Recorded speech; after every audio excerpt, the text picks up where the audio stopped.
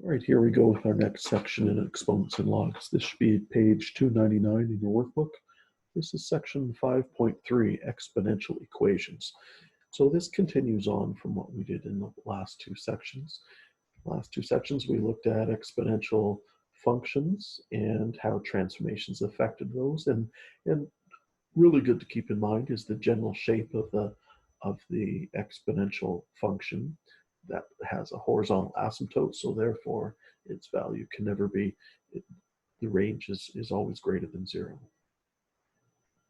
We then looked at logarithmic functions and looked at the fact that they are the inverse of an exponential, and so what the graph looks like in that case, and how transformations affect that. And so the logarithmic function had a vertical asymptote at y equals 0, and then if we transformed it, it shifted it around and stretched it and whatnot.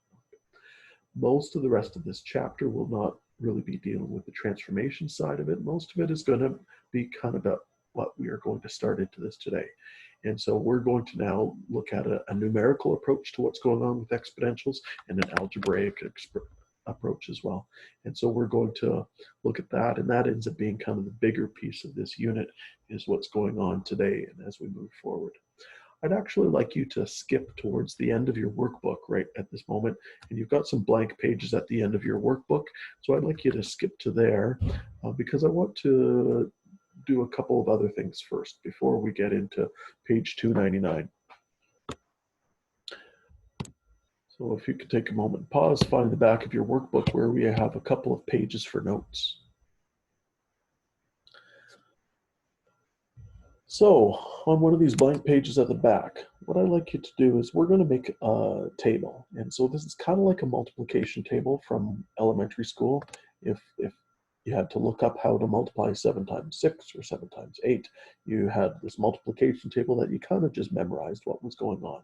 This is going to be an exponential table now. And so we're going to create this, and across the top we will have exponents, and down the side we're going to have the base. So let's maybe just do this quickly to get a sense of what's going on with these numbers. Whenever we have a base of,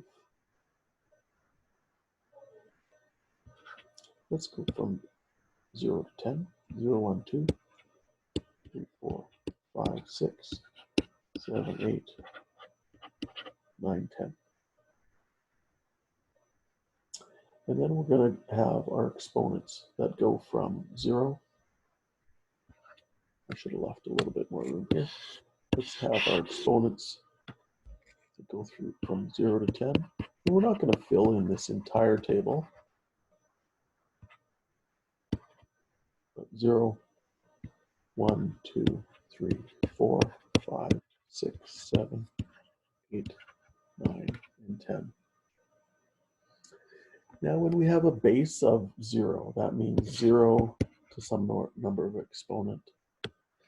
And so when we have a base of 0, all of these just end up being 0, 0 to the 1, 0 squared, 0 cubed, 0 exponent. Except for this one right here. Except for this one right here. And what we're going to look at that, how we're going to appreciate that is any base with an exponent of 0. So 1 to the 0 is 1, 2 to the 0, 3 to the 0, 4 to the 0.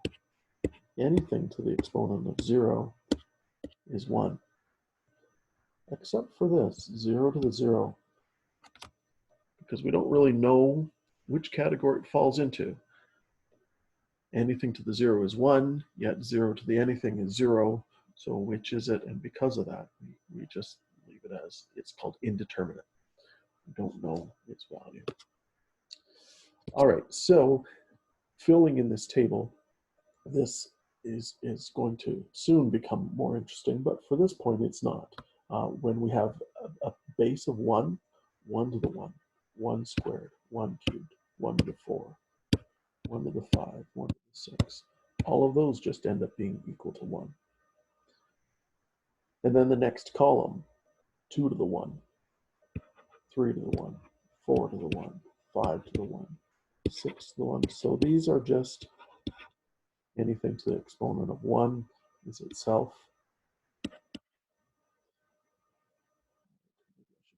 Dividing line here. Now, this is where this table is going to start to get a little more useful. And so it makes sense to have your head around some of these numbers.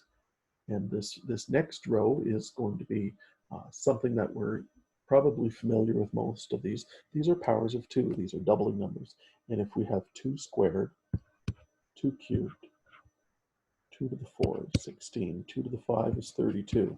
Now, you might remember a few years ago when you were younger, you played that app on your phone, 2048, where you slid these numbers together. And they made these numbers, doubling numbers, 32 and 32, 64. Just slid 2 64s to make 128, and then 256, and then 512, and 1024. Now, the reason that we're doing this is you need to be able to pick these numbers out. And you don't necessarily have to memorize this whole table by any means, but you should be familiar with the fact that 512 is one of our doubling numbers. So 512 is one of our special numbers here. So when it shows up in these questions in this section, you'll know, okay, that's a power of 2. You might not know right off the top of your head what power of 2 it is, but you can at least jump on your calculator, and within about 8 seconds you can figure out, it's 2 to the 9 is 512. Powers of 3. 3 squared is 9. 3 cubed is 27. So those ones are the obvious ones. 3 to the 4 is 81. 3 to the 5 is 243. 729 is our next number. It's 3 to the 6. And I'm actually going to stop there. These numbers start getting bigger, and they're not numbers that we're really going to see in this course that you need to have this kind of walking around knowledge of.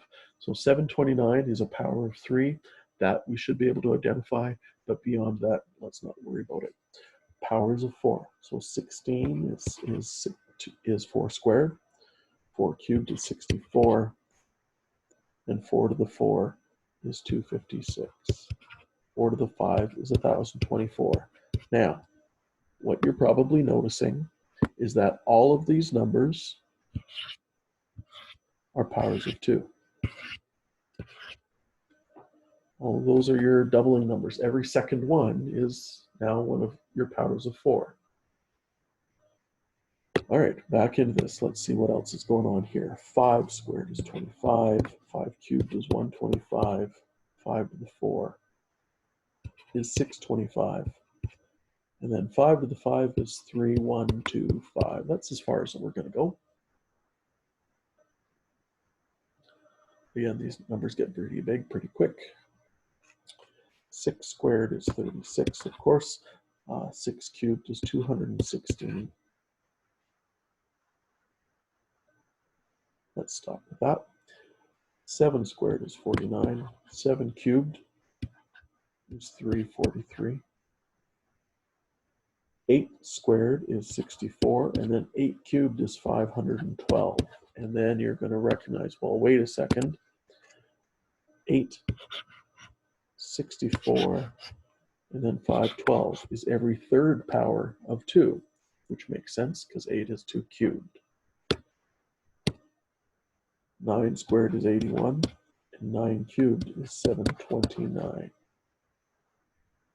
which, now that we're looking at powers of 3, 9 to the 1, 9 squared, 9 cubed is every second power of 3. So that's really all that I wanted to bring in here, is to introduce some of these numbers because they are going to come in handy when we do a lot of our questions with exponentials. All right, so let's go all the way back to page 299. Let's see here. Oh, I've gone too far.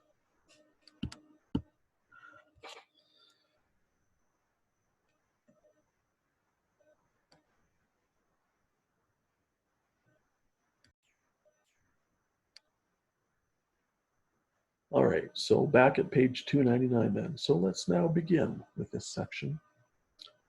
And this starts off by saying graphically, solve the following to the nearest tenth. So we're going to do this on our graphing calculator. You're going to take y1 is the left side of this equation, 2 exponent x. y2 is equal to 8. Now be careful, depending on which calculator you're using and depending on what operating system. If you type in this, that's going to be wrong. So depending on which you're using, that might give you not necessarily an error, but it's going to give you not what we want in here. That exponent is x minus 1. You might need to put that in brackets. If your operating system on your graphing calculator will, you hit 8 and then you hit exponent and it'll lift it up there and you'll type it in as an exponent. Then you can just type it in as x minus 1, of course, but in general, the older operating system calculators, you'll need it like this. We do this and you go through your steps to solve, depending again which calculator you're using. TI, you're going to have to go second trace. Then number 5 is intersect.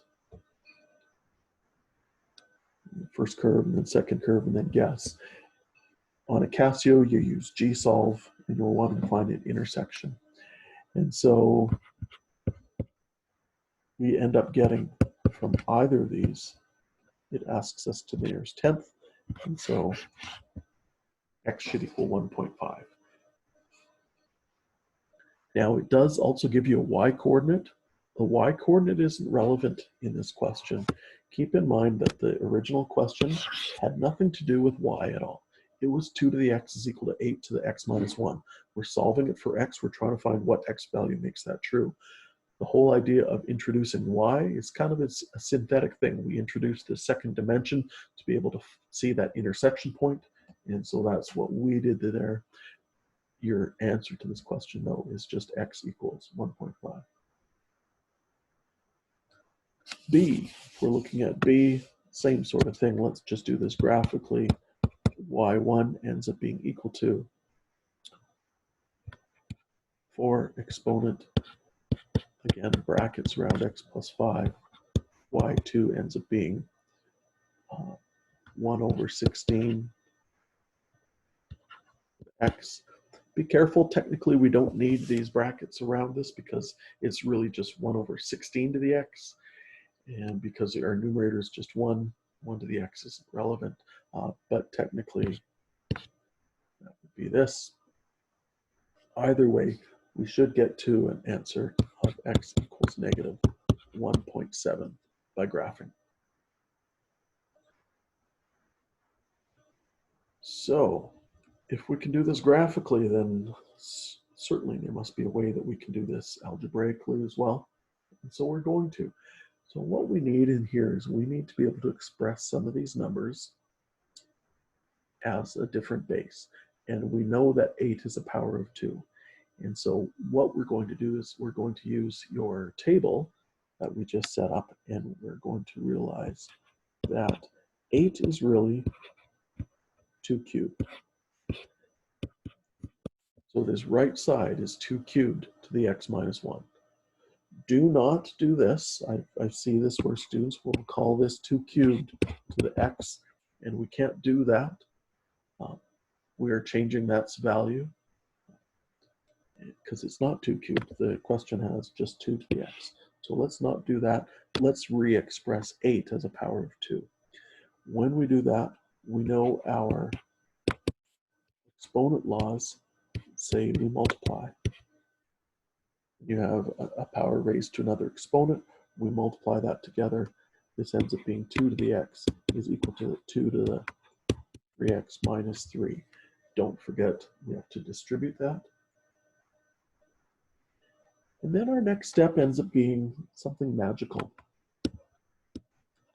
And if we have 2 raised to this exponent is equal to 2 raised to that exponent, therefore, x must equal 3x minus 3. If we have these two powers that are equal, if they have the same base, therefore your exponents must be equal. And so x equals 3x minus 3, positive 3 is equal to 2x, and x is equal to 3 halves.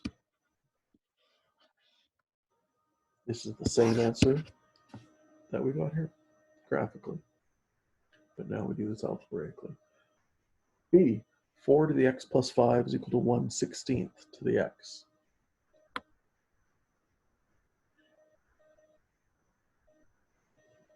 So we could call 4 as a power of 16. We could call it 16 to the 1/2 and by square rooting it.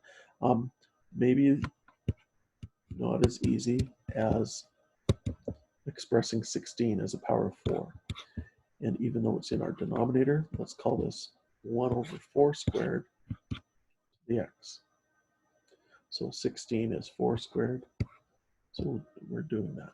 Now we could bring both of them back into power of 2 as well. That would also work. Let's just leave this. We can express both as powers of 4. So we'll do it like this. 4 to the x plus 5 is equal to. Now what do we have on the right side? We have 4 squared in the denominator. That's 4 to the negative 2. And then we'll be multiplying those powers, and we have 4 to the negative 2x. I'm going to jump ahead to the next step and say, therefore, x plus 5 is equal to negative 2x.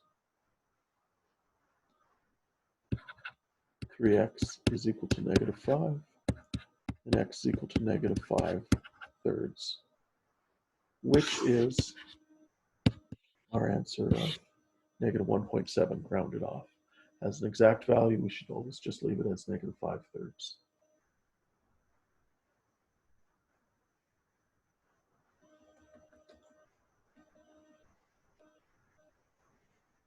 All right, so maybe you want to take a couple minutes, see how far you can get with this, 3a, b, and c. Getting a little more difficult with each one, so hit pause for a minute and see what you can do in here. So in this first one, 5 to the 2x plus 3 is equal to 5 to the 7. Therefore, 2x plus 3 is equal to 7. No big deal. 2x is equal to 4. X is equal to 2. Easy. 7 to the x minus 2 is equal to 343. Now, we did that table of exponents. So hopefully you recognize that maybe 343 is a power of 7. You don't necessarily need to know what power of 7 is. You can jump in your calculator and try to figure that out, of course. But hopefully you recognize that it's from that table. The other thing is, here's your big hint, is that it's a power of 7 is the fact that it's equal to 7 to the x minus 2. So you jump on your calculator and you see that 343 is actually 7 cubed. X minus 2 is equal to 3, x equals 5.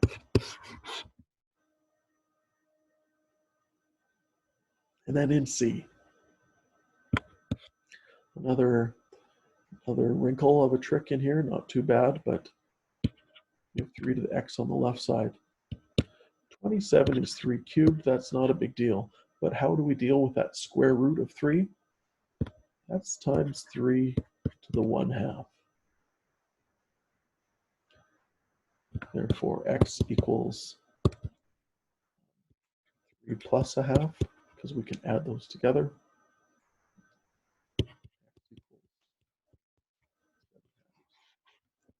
That's it.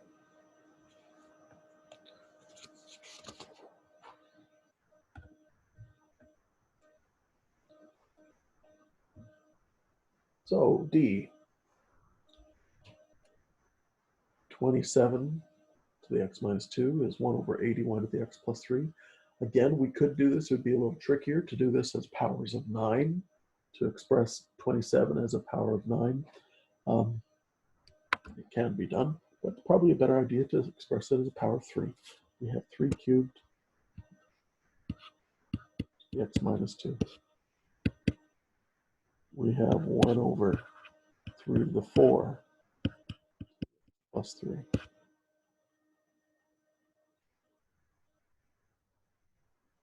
We have 3 to the 3x minus 6. Don't forget that distributivity. And this is really 3 to the negative 4, distributing negative 4. Negative 4x minus 12. Or 3x minus 6 is equal to negative 4x minus 12. Add 4x to both sides. Add 6 to both sides.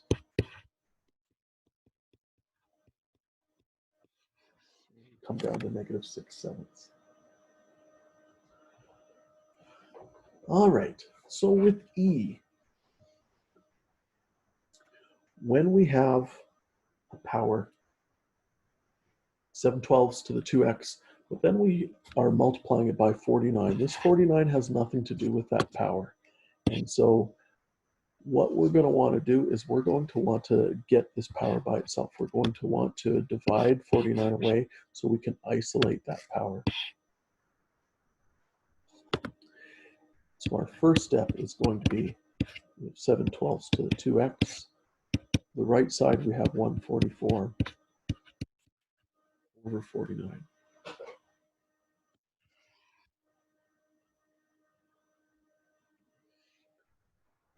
And the reason that we did that is because this step right here wouldn't really be possible. Just equating the exponents wouldn't really be possible if we have another factor, if we had that 49 in front of our power here. So we get rid of that, we get the power by itself, and we end up with 7/12 to the 2x equals 144 over 49. The next thing that we want to recognize is, hey, 144 is 12 squared, and 49 is 7 squared. Those should pop out at you, because we're going to need that for this. We're going to need the fact that this is 7 over 12 to the 2x. And this one, when we flip it, is 7 over 12 to the negative 2. So we take the reciprocal, so it's going to be a negative exponent. 7 squared is 49, 12 squared is 144, and we end up with 2x. Therefore, x is equal to 1.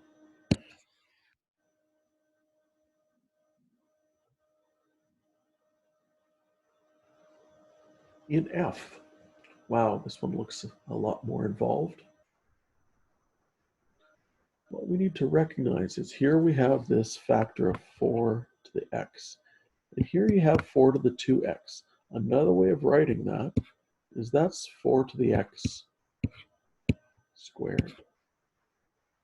So I've got 4 to the x squared minus 6 times 4 to the x plus 8 equals 0. Our strategy in this one is we're going to make a substitution, and we're going to substitute something for that 4 to the x. Now you don't have to. You can jump to the next step from here if you can see it. But if it's not speaking to you, let's take 4 to the x and let's let it equal a different letter. So let's let it equal m. So this really is m squared minus 6m plus 8. And when it looks like that, it's a lot easier to deal with. But this is just m minus 4, m minus 2 equals 0. Come up with two solutions. M is equal to 4 and m is equal to 2. But now we want to substitute it back. And we said m was 4 to the x. So therefore 4 to the x. We substitute it back. X is equal to 1 because this 4 here is 4 to the 1. When m is 2, then we have 4 to the x equals 2. 2 squared x is equal to 2 to the 1. Therefore 2x is equal to 1. X is equal to 1/2. I'm really running out of room on this. But we end up with two solutions. We have two solutions. We should write it as a solution set. 1/2. 1.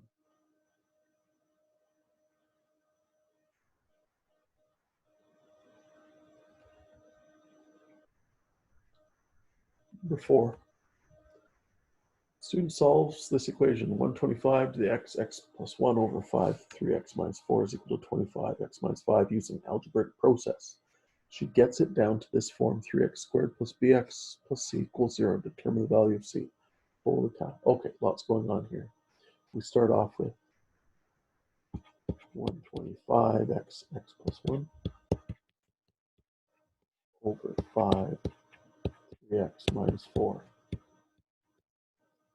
equals 25, x minus 5. Okay, what we cannot do is we can't divide that 125 divided by 5.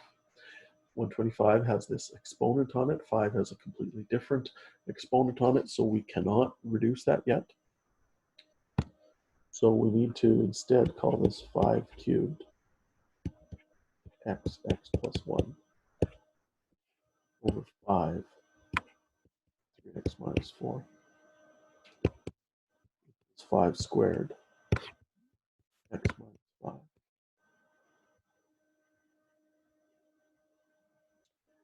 Now, when we're dividing exponents, so you think back to grade 10, 7 over x squared. What do you do with exponents when you're dividing? You're going to subtract them. We're going to do the same thing. On the left side, this is equal to 5 to the, let's start to distribute this. We'll call it 3x squared plus 3x, but I'm going to subtract my denominator's exponent, 3x minus 4. So we have this big, long exponent here, 3x squared plus 3x minus bracket 3x minus 4. What is it equal to? On the right side, we have 5 to the 2x minus 10. Now we have the left side just as one power, one base of 5, and this whole big whack of an exponent. So therefore, 3x squared plus 3x minus 3x plus 4 is equal to 2x minus 10.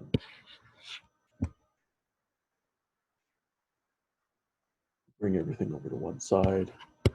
Yeah, it's quadratic, which is what it was telling us that that's where we were eventually trying to get to. 3x squared minus 2x plus 14 equals 0. Now we're not needing to factor this or go any further, although we could try to, but this question is just asking, okay, get it into this form, determine the value of c. Therefore, c equals 14, and we're done.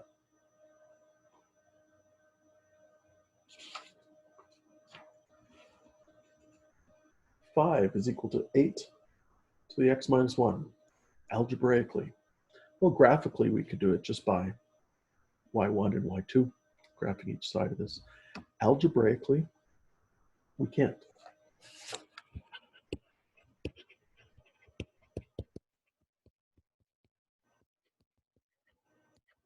Yet. It's not possible yet. That is the ugliest yet ever. All right.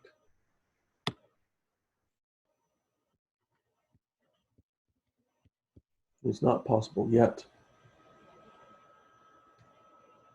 5 and 8 can't be written with the same base.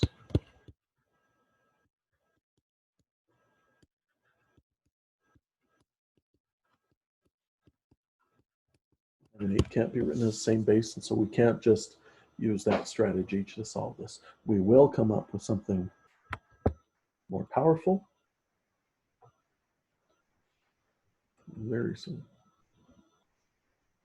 And then number 6, this one, 3 to the x minus y is equal to 9.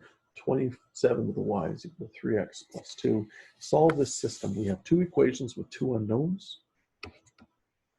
So we're going to take 3x minus y, 3 to the x minus y, And I'm not quite sure what to do with this, but I know that this works for me. So therefore, minus y is equal to 2. So we've created a much simpler looking equation between x and y. Let's see what we can do with the second one. 27 to the y is equal to 3 to the x plus 2. 27 is 3 cubed. So this is 3 cubed to the y, so 3 to 3y is equal to 3 plus 2. Therefore, 3y is equal to x plus 2. All right, let's put those together as a system. System of equations, we often write it with a curly bracket on one side. X minus y is equal to 2. 3y is equal to x plus 2. Let's label these equations because now this is a system of simultaneous equations. X minus y is equal to 2. 3y is equal to x plus 2.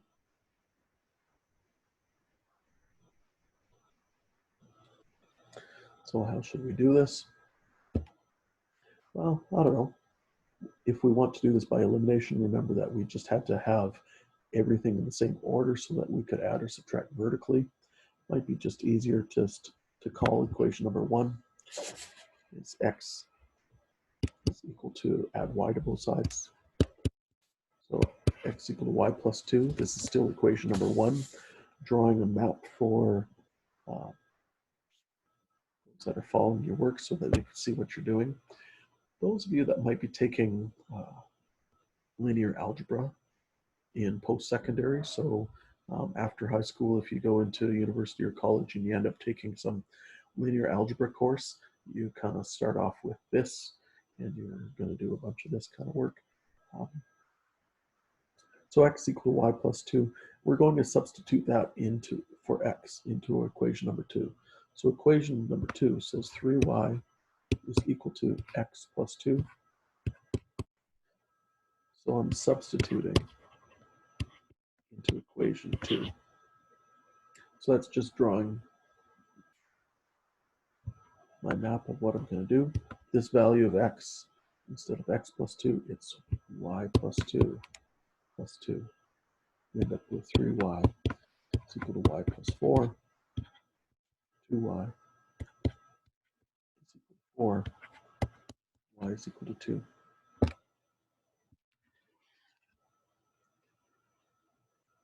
We're almost done.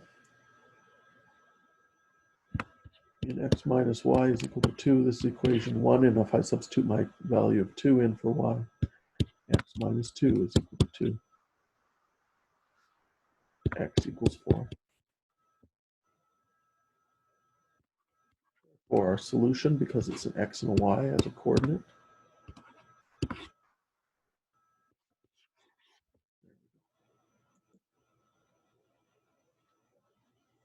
all right, thanks very much, and good luck as you move on. Let me know if you have any questions.